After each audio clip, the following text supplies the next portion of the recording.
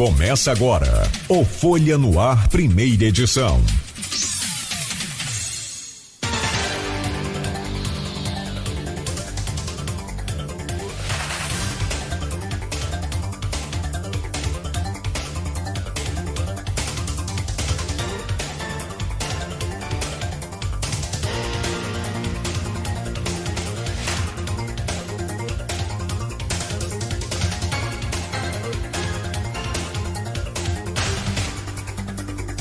Você está sintonizado na Folha FM 98,3, a rádio que toca você.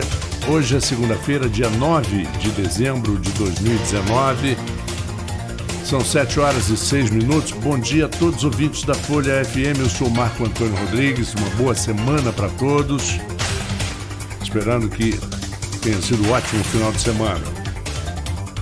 Começa agora o Folha no Ar, primeira edição, oferecimento Laboratórios Plínio Bacelar e Clínica Proteus.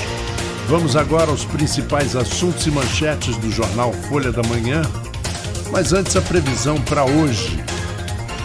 Tempo nublado com previsão de chuvas durante o dia e a noite, máxima de 28, mínima de 22 graus. No momento no centro, 21 graus. E uma garoazinha, né? Chovendo um pouquinho assim, bem esparsa. Velhos obstáculos e muitos perigos no caminho para as praias. Entre os problemas encontrados nas rodovias estão os buracos imensos, animais soltos e falta de sinalização. E dependendo do local, até assaltos. Movimento no centro, planejamento de segurança para compras de final de ano. Suspensão de Glaucenir, a Suprema Autoridade da Colônia, a República. Está publicado na página 4 do jornal Folha da Manhã de domingo e segunda, no texto de Aloysio Abreu Barbosa, vale a pena ler. No norte fluminense, veja só, temos 7 ex-prefeitos. Aliás, 7 não. Temos ex-prefeitos de 7 municípios inelegíveis. Só em Campos, 4. Com novas perspectivas, São João da Barra passa por ajustes após queda nos royalties. Com altas de até 50%, a carne mais cara leva à mudança de cardápio. E muita gente não comprando também. Acaba baixando o preço, também tem isso, né?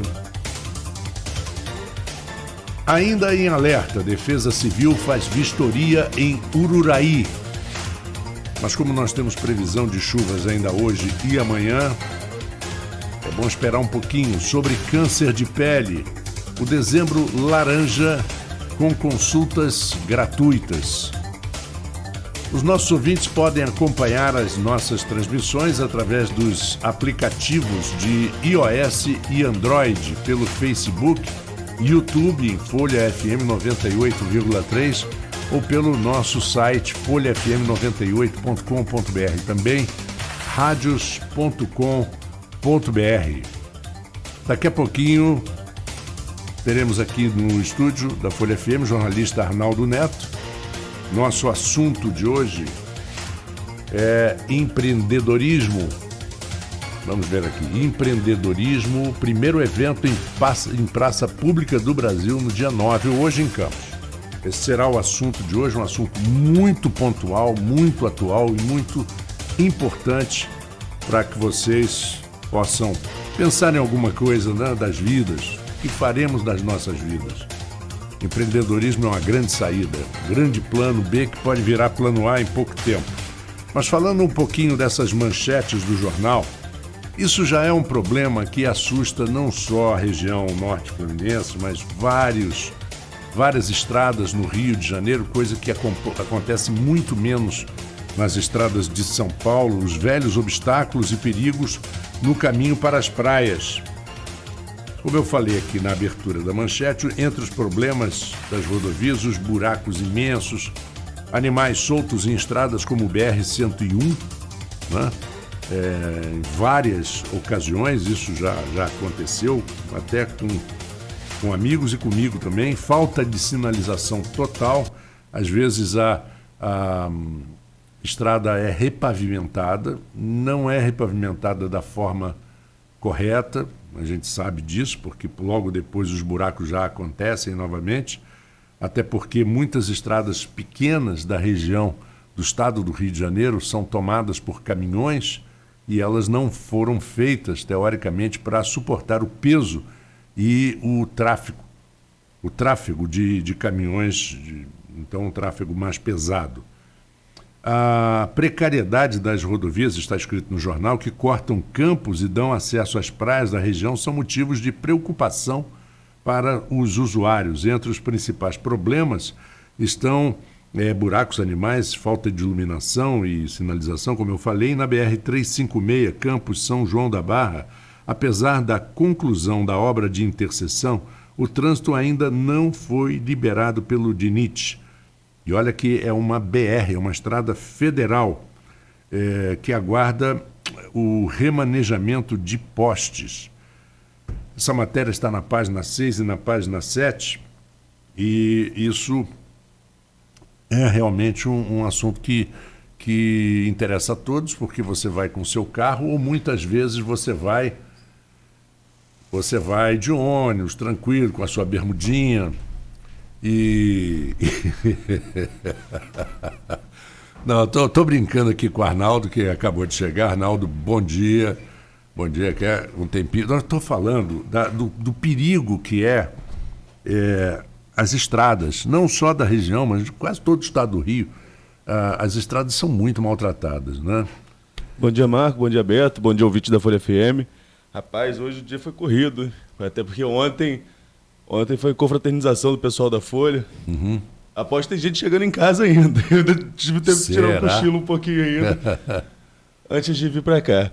Mas essa questão das rodovias, né, que abre o jornal de hoje, essa pauta, matéria da Virna Alencar, é um problema recorrente. Né? Todos os problemas que estão ali elencados, seja animal na pista, buraco na pista, são problemas que já vêm aí há anos sem solução. Você tem, por exemplo, essa RJ aqui, que liga Campos a Gargaú, a RJ 194, aquilo ali não tem condições e é sempre o mesmo problema. É sempre o mesmo problema, sempre que chove, ali falta manutenção, falta muita coisa. Ali é a pior de todas. Não tem como a gente não destacar assim, né? A gente fez o caminhos para as praias aqui da região, as praias de São João da Barra, São Francisco e Farol. Essa foto, inclusive, é de lá, que é a pior de todas elas. E talvez não seja o pior local, não. Não seja pior, Tem coisa exatamente. pior lá na frente, depois dessa usina do lado esquerdo. A usina São João ali, né? Certamente lá na frente tem situações muito piores. Só que tem um outro assunto que eu acho que é muito importante destacar, que é a questão de animal na pista. Ontem mesmo, eu vindo de Campos, de Atafona para Campos... Já falamos isso aqui já. Tinha BR-101, imagina. Não, todas as rodovias. Todas as rodovias. Mas ontem mesmo, eu vindo de São João para Campos, ontem mesmo eu encontrei animal solto na pista na BR-356. É um problema que não tem como a gente ainda conviver com isso, apesar da fiscalização, apesar tem aí na matéria hoje o número da correção, tem um número que você deve acionar em caso de encontrar animais na pista, mas é uma questão que é extremamente recorrente, a questão de animal na pista. Sobretudo nas rodovias do Farol, que vai para o Farol, a Campos Farol, inclusive o búfalo, a gente lembra aqui recentemente, né? Teve aquele caso do cara que atropelou o búfalo, né? E um acidente envolvendo um carro, uma moto, um búfalo, até inusitado, né? Vira até inusitado a situação.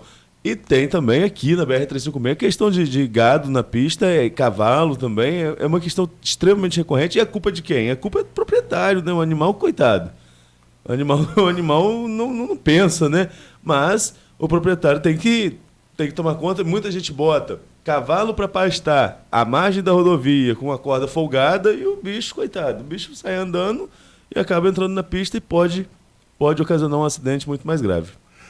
Engraçado, Arnaldo, isso aí é seríssimo, porque um atropelamento de um animal desse porte, É a mesma coisa que você encarar um carro maior do que você. Paredão também, né? De frente, um paredão. Sim. Então, a possibilidade de morte, de óbito num acidente desse é muito grande, às vezes, para todo mundo que está no carro. Certamente, né? certamente. Agora, o grande problema que eu acho, não sei se isso foi abordado, essa manutenção das estradas, quando ela é feita, a gente sabe muito bem, é feita às vezes por interesses, né, eleitoreiros, na época. Como existe, por exemplo, na cidade o tapa-buraco, né? Acontece muito perto de eleição. E o que acontece com asfalto em ruas e em estrada?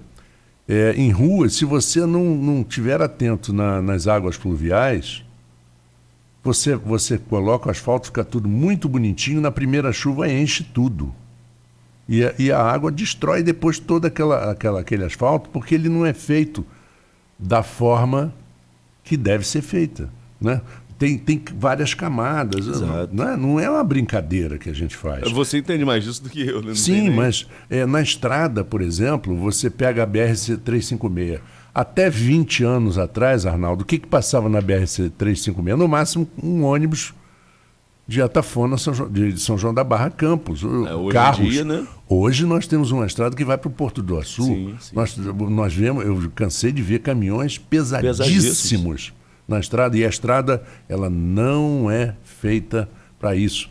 Não, você tem ali um projeto de duplicação da BR-356, né, que todo mundo fala muito nisso. A prefeita Carla Machado chegou a ensaiar aí uma negociação com agentes do governo federal para que se pudesse duplicar a rodovia, mas não tem nada de concreto ainda, e até porque é uma obra de duplicação da rodovia, a gente vê aí a BR-101 há quanto tempo, né, está aí para acontecer, porque envolve muitas questões. Tem questão ambiental, tem a questão de desapropriação, não é uma obra que se faz da noite para o dia, né, uma obra de duplicação de uma rodovia, sobretudo uma rodovia tão importante como virou a BR-356, como você mesmo colocou, a partir da operação do Porto do Açu. Só que, se não duplicar a BR-356, precisa-se de alternativas. Uma das alternativas, por exemplo, é a RJ244, se não me falha a memória na numeração, que seria uma rodovia que ligaria a BR-101, a certa altura de Campos, ao Porto do Açu por fora da BR-356, né? Fazendo um chamado... Antigamente se chamava corredor logístico, hoje se aposentou esse nome, né? Mas antigamente se falava nisso, de se abrir um corredor logístico. A gente não sabe ainda se esse corredor logístico, de alguma maneira, vai se encaminhar, né?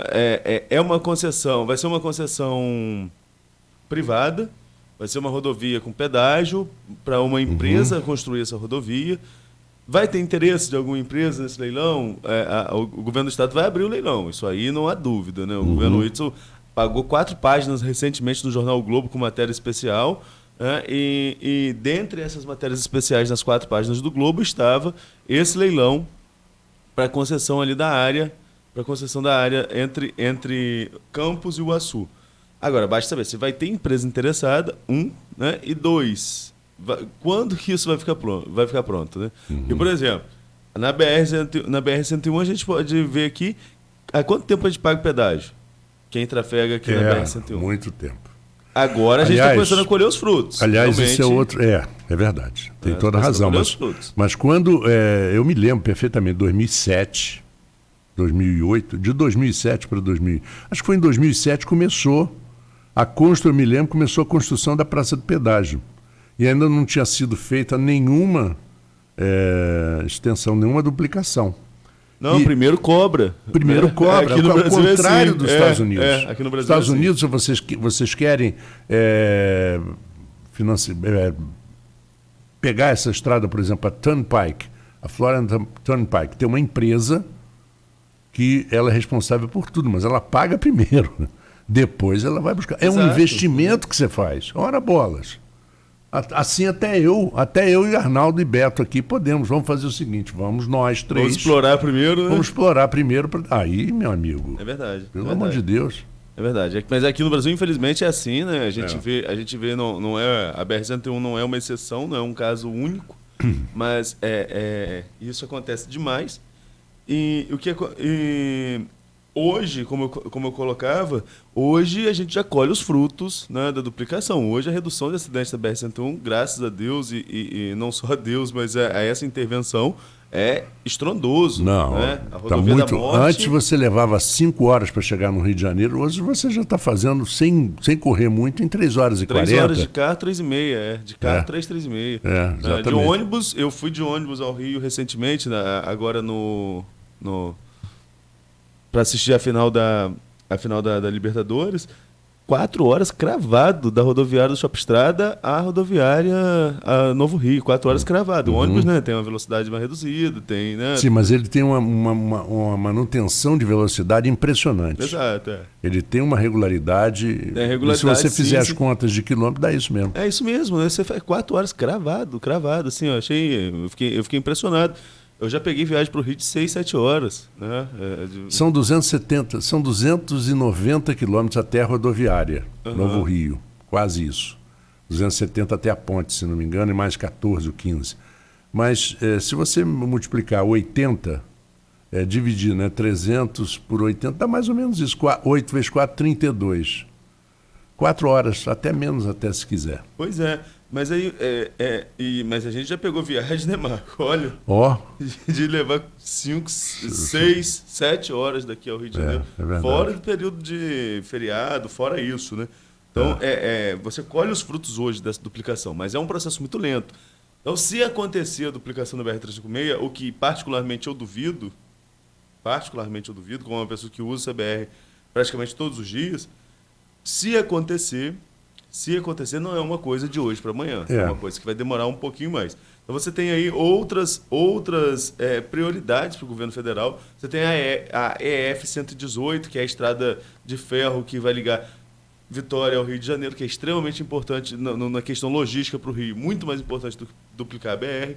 Tem a RJ-244, como eu acabei de falar, que é esse corredor logístico da BR Central ao Porto do Açul. Então, duplicar a BR vai ser muito difícil. É porque você, evitando se passar por dentro de cidade, é muito melhor para grandes caminhões, para grandes transportes, né? Exato. Você evitar passar porque você acaba passando para pegar a BR-356 em áreas urbaníssimas, né? Você passa em áreas urbaníssimas, onde tem muito farol, né, semáforo, e tem buraco, essa coisa toda, e o caminhão faz mais buraco ainda. Sim, o carro pesado ali, aqui na BR-356, mas a BR-356, você falava dessa questão de preparação, a BR-356, apesar de não ser totalmente preparada para essa questão, ela teve recapeamento, teve aqui, quem vai para São João da Barra, para as praias, Gruçaí e Atafona, passa ali, logo antes mesmo de... Você passa uns condomínios aqui, né? Logo você sai aqui da rotatória da Alberto Lamego, passa uns condomínios e tem ali a obra onde o DIC cedeu uma vez, o DIC cedeu por causa da Força do Paraíba. Mas ali você já vê que o asfalto é outro. Você já vê que teve uma preparação para receber o asfalto mais pesado. Então passa carro pesado ali com mais facilidade. A BR-356, entre todas que a gente fez nessa matéria especial, é a que menos tem problema. É a que menos tem problema. O problema da BR-356, que eu acho, Arnaldo, é um pouco da imprudência do motorista. Porque se você for analisar a estrada que vai de São Paulo para Curitiba, ela é muito mais perigosa, mas centenas de vezes mais perigosa. Aquela é a rodovia da morte, realmente. E tem... No entanto, a gente não tem a estatística aqui, eu não tenho a estatística aqui, mas toda semana a gente está dando notícia aqui de morte na BR-356, de acidente. E se a gente viaja nessa estrada com tranquilidade, a gente vê que ela não tem esse perigo. Sim. Aqui a BR-356, é realmente o que você está falando, é questão de imprudência mesmo. É a única imprudência... ou animal na pista. Acho que são as únicas causas... Animal na pista que são as únicas causas de acidente na BR-356, são essas duas. Porque no resto não tem. É bem sinalizado, tem redutor de velocidade até demais. Né? São 10 redutores de velocidade daqui a Atafona. O radar eletrônico, são redutores até demais. Mas aí fica aquela questão da imprudência realmente. Tem gente que é muito apressado, né? Sai cortando todo mundo. E tem animal na pista que, sobretudo à noite, é um. Tem gente que gosta de infeliz fazer, surpresa. de fazer assim, parece que tem um livro do Guinness dentro de casa, né? Não, eu fiz Campos Atafona em meia hora, agora eu quero fazer em 27 minutos. Aí ele vai e marca, né? Aí bate os 27, quero fazer em 24. Daqui a pouco o cara quer fazer em 10 minutos. Aí fica difícil. Aí fica difícil. Mas quem passa a noite, se não tivesse radar, né, até daria para fazer, acho que 25. Sem radar daria, mas com radar fica mais... Fica difícil. Fica mais complicado. Fica difícil. Aí tem a tua vida em jogo também. Claro, né? é claro. Pelo amor tem de em Deus. jogo. E não é só a sua, né? Não. Eu acho assim, eu sempre falo, eu comecei a dirigir há pouco tempo, Marco. Eu tenho 30 anos, comecei a dirigir com 28, 27 no máximo. Mas eu sempre falo que acho que o pior de tudo não é nem você perder sua vida, não. É você levar na consciência de que você tirou uma vida quando você, sobretudo quando você está errado, né? Quando Acho você que está errado e às vezes não acontece nada com você. Justamente. Então acho que Teve um acidente, situação... você deve lembrar, de uma menina, uma publicitária que estava com filha no carro, e na Arthur Bernardes, hein? Olha, Arthur Bernardes, ela foi atingida por um carro grande, né? Não precisa dizer a marca, mas um carro grande, o cidadão completamente embriagado, errado, ela passou o sinal verde, morreu, foi uma tragédia, uma menina nova, 30 anos, 29 anos, trabalhava na Briefing. Uhum. E o cara, aconteceu nada. Pois é. Nada. Ele estava completamente embriagado, ficou caído lá no chão, de bêbado, não se machucou, não teve um arranhão, e está dirigindo normalmente, aí não tem problema nenhum. É muito complicado. A situação de trânsito realmente é extremamente delicada. Agora aqui o Maurício Furel Batista, nosso ouvinte mais assíduo nas redes sociais, né? O Maurício está lembrando aqui, ó, bom dia, não tirando o mérito do Santos, era nítido o Flamengo cumprindo tabela. Jorge Jesus, deveria entrar com o time reserva. Realmente, ontem, né, caiu a invencibilidade do Flamengo. Mas a invencibilidade... 30 jogos. Ah, sim, mas o Flamengo tinha sido... Foram 4 derrotas só no ano, né? No ano, no Brasileiro. No Brasileiro. 4 derrotas. Pelo amor de Deus, são 38 jogos. 38 jogos. É muito pouco. A quarta foi ontem, foi sobre o Santos. Que é o vice-campeão. Vice-campeão brasileiro, uma derrota de 4-0, né? Uma derrota significativa. Não vi o jogo, como eu falei antes aqui, a gente estava na confraternização com os amigos da redação, mas assim, tinha gente assistindo no celular, hoje em dia, né? Hoje em dia é tudo mais fácil. Tinha Aldir com o celular ligado com o jogo do Flamengo, Catarina ligado com o jogo do Vasco e a televisão ligada no jogo do Botafogo. O Cruzeiro caiu, mais um grande que cai. Hoje, se a gente parar para pensar, no futebol brasileiro só tem 3 clubes que ainda não caíram. Esses 3 clubes são o Santos, São Paulo e o Flamengo. Ainda não caíram no Campeonato Brasileiro. Da elite do Brasileirão. Uhum. Isso a gente fala aí dos anos 70, né, 71, que começa o Campeonato Brasileiro. Então são os únicos 3 grandes clubes que ainda não caíram. Mas ontem caiu a invencibilidade do Flamengo, às vésperas de uma viagem para o Mundial, campeonato que não vai ser fácil, não há dúvida disso, que é um campeonato extremamente difícil. Liverpool extremamente favorito. O Flamengo viaja agora no dia 13, hoje é dia... 9. Hoje é dia 9, então na quinta-feira, né, dia 13... Uhum. Não, 5, 12, sexta-feira. Sexta-feira, dia 13, o Flamengo viaja para o Catar, para Doha, no Catar, onde vai acontecer aí o Campeonato Mundial. E daí vai lutar por um título que também não conquista desde 81, justamente sobre o Liverpool. Mas antes do Liverpool, né, tem a semifinal, então o jogo é dia 17. Então vamos com calma, vamos cada um... como diria Bruno Henrique, é outro patamar, mas primeiro tem que passar pela semifinal para depois chegar lá ao jogo com o Liverpool. Agora, no no jornal de hoje, no jornal de ontem e de hoje, outros assuntos em destaque, Marco. A gente pode falar, por exemplo, da questão de São João da Barra. São João da Barra passa por ajustes após queda nos royalties. Apesar da queda nos royalties, São João da Barra aí vem conseguindo manter seus compromissos em dia. Além de manter seus compromissos em dia, ainda retomou programas e projetos. Uma medida importante. É uma medida importante numa região que passa por uma crise gravíssima, né? Campos, sobretudo, é a cidade mais prejudicada com essa queda de royalties.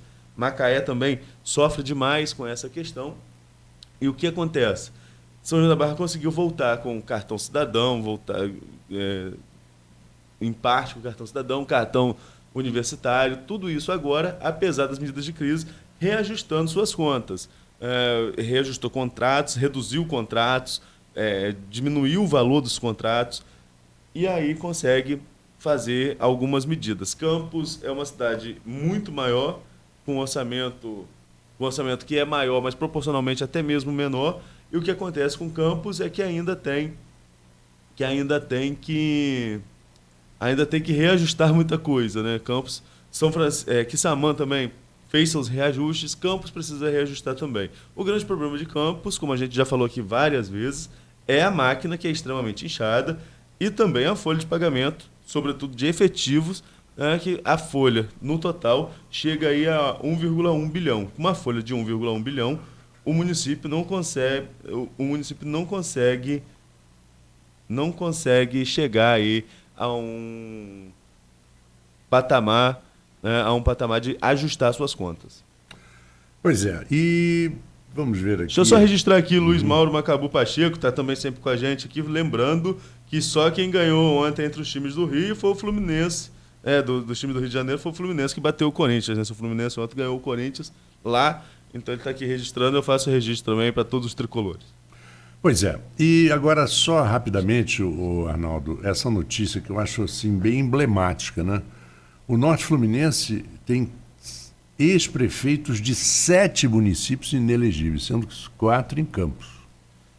Rapaz, essa última eleição agora, né, de 2016, muitos prefeitos tentaram ser candidatos, mas tiveram problema. Agora, se a gente pegar só de 2016, como você lembrou, Campos tem 4, mas eu tenho 7 do Norte Fluminense só de 2016, mano. Só de 2016.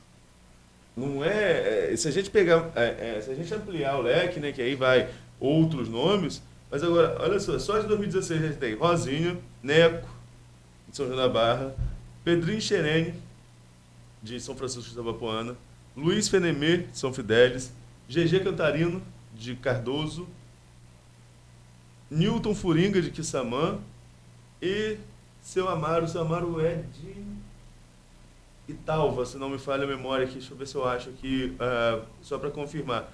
Todos eles tiveram ou contas reprovadas ou algum processo judicial e não podem mais ser candidatos. Foi um período extremamente difícil, para gestor, é bom a gente lembrar isso. Ali começa a queda dos royalties, ali começa Campos pegando esses empréstimos que acabaram deixando Rosinha inelegível, mas é ali que começa todo a celeuma financeira do Norte Fluminense. E esses outros prefeitos que a gente acabou de citar aqui, todos eles tiveram problemas com prestação de contas ou com algum outro impedimento. No caso de Neco, por exemplo, o impedimento dele, o que o deixa inelegível foi a abertura de um processo seletivo. Foi a contratação que a Justiça considerou irregular por já extrapolar o período eleitoral. Está inelegível até 2024 nesse processo, além do processo da Machadada, que é um processo que ainda está sob júdice e precisa de julgamento no TSE. Mas no caso de Neco, o que o deixa inelegível até 2024 foi contratação que a Justiça Eleitoral considerou irregular logo no período ali, bem às vésperas da eleição. No caso de Rosinha, é até difícil você lembrar o que a deixa inelegível, mas são vários processos, entre eles fácil, a prestação que de não contas. deixaria ela Exato, inelegível. entre eles, mas para a gente pegar como emblemático, vamos pegar a prestação de contas de 2016, reprovada pelo TCE e reprovada pela Câmara. E os outros prefeitos também tiveram muitos problemas com suas prestações de contas. No caso de Pedrinho Xerene, por exemplo, ele recorreu ao TJ recentemente, teve ali negado seu recurso, o recurso dele foi negado, em cima da hora foi negado o recurso. Ele tem ainda como recorrer ao STJ, mas já teve recurso negado no Tribunal de Justiça do Estado do Rio de Janeiro.